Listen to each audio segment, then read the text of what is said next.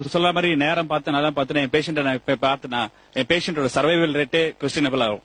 ரொம்ப பெத்தட்டிக்கா இருக்கு. ஒரு பேஷண்ட்டுக்கு ஹார்ட் அட்டாக் எம்ஐ வந்ததுன்னா வித்தின் 3 ஹவர்ஸ்க்குள்ள பேஷண்ட் ஹாஸ்பிடலைஸ் பண்ணி த்ரோம்பலைஸ் பண்ணோம் சார். இங்க மாதிரி நல்ல நேரம் பார்த்துட்டு 3 ஹவர்ஸ் தாண்டிட்டாங்கன்னா த்ரோம்பலைஸோட எஃபெக்டே போயிடும். என்னோட பர்சனல் எக்ஸ்பீரியன்ஸ் ஒன்னு இருக்கு மேடம். ஐ டயக்னோஸ் ஒன் அப்பெண்டிசைட்டிஸ். சின்ன பையன் 17 பையன் இன்னும் நினைச்ச கூட வருத்தமா இருக்கு.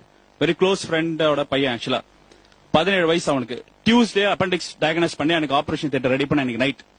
அவங்க வீட்டுல இதே மாதிரி ஜாதகம் பார்த்துட்டு டியூஸ்டே நல்ல நாள்ல வெனஸ்டே பண்ணான்னு சொன்னாங்க. அன்னைக்கு நைட் அந்த பையன் அப்பெண்டிக்ஸ் ரப்சர் இறந்து போனான். உங்க ஜாதகம் அந்த பையனோட வாழ்க்கையை விளையாடிடுச்சு மேடம். அந்த பழாப்பண குடும்பம் அந்த ஜோதிக டைம் நம்பி டியூஸ்டே நைட் ஏன் அப்பெண்டிக்ஸ் ரப்சர் அண்ட் டெத். அந்த வாழ்க்கைக்கு நீங்க என்ன மேடம் சொல்ல கல் அல்லது நீங்க சொல்ற அந்த நேரம் எதுக்காவது ஒரு எவிடன்ஸ் பேஸ்ட் புரோட்டோகால் இருக்கான்னு கேட்டா இல்லை முட்டை. இதுதான் அடிப்படையான உண்மை சார். எது உண்மை எது போய் வேறுபடுத்த தெரியும். நீங்க பாத்தீங்கன்னா சிம்பிளா சொல்றேன். உங்க ஜோதிட மையம் வந்து பூமியை மையப்படுத்திய கருத்து. ஃபர்ஸ்ட் ஜியோ சென்ட்ரிக் தேரி அதுவே தப்பு. சோலார் சிஸ்டம் பாத்தீங்கன்னா தேர்ட் ஸ்டாண்டர்ட் பையன் சொல்லுவான் sun is centre earth revolves. நீங்க சொல்ற நவ கிரகங்கள் சொல்றீங்களே அதாவது யுரேனஸ் நெப்டியூன் ப்ளூட்டோ கிடையாது சார். ஏன்னா 19th செஞ்சுரிக்கு அப்புறம் தான் டிஸ்கவர் பண்ணாங்க. இதுக்கு முன்னாடி டிஸ்கவர் பண்ணது ரெண்டாவது போய். மூணாவது போய் சூரியன் வந்து நீங்க கிரகம் சொல்றீங்க அது நட்சத்திரம். 4வது போய் நிலா வந்து துணைக்கோள் அதுவும் கிரகம் கிடையாது. இது 5வது போய்.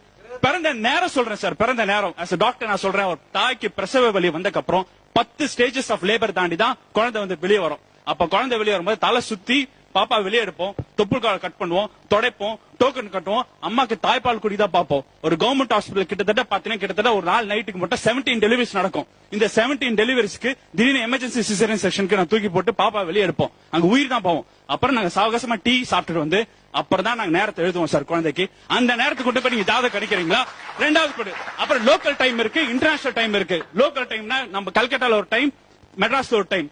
நீங்க பாத்தீங்கன்னா ஒரு இந்தியன் ஸ்டாண்டர்ட் டைம்ல ஒரு டைம் ரெஃபரன்ஸ் கோட் பண்ணி 4 minutes 8 minutes டிஃபரன்ஸ் இருக்கும். இன்டர்நேஷனல் ஜியோமெட்ரிக் மெரிடியன் பக்கம் ஒரு டிஃபரன்ஸ் இருக்கும். அப்பனா அடிப்படை கருத்து தப்பு. அது பண்ண கிரகங்களும் தப்பு. நோபல் ஆராய்ச்சி எல்லாம் சேர்ந்து ஒரு மீட்டிங் வச்சாங்க சார்.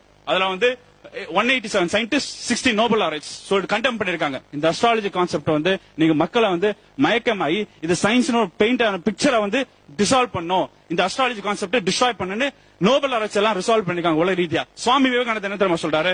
ஒரு மனிதனோட வீக்னஸ்க்காக தான் இந்த அஸ்ட்ராலஜி எல்லாம். தயவுசெய்து ரெஸ்ட் எடுங்க, தூங்குங்க, ஒரு டாக்டர் பே பண்ண சுவாமி விவேகானந்தர் சொல்றாரு. உங்க அர்த்த சாஸ்திர எழுத சாணக்கிய என்ன தெரியுமா சொல்றாரு?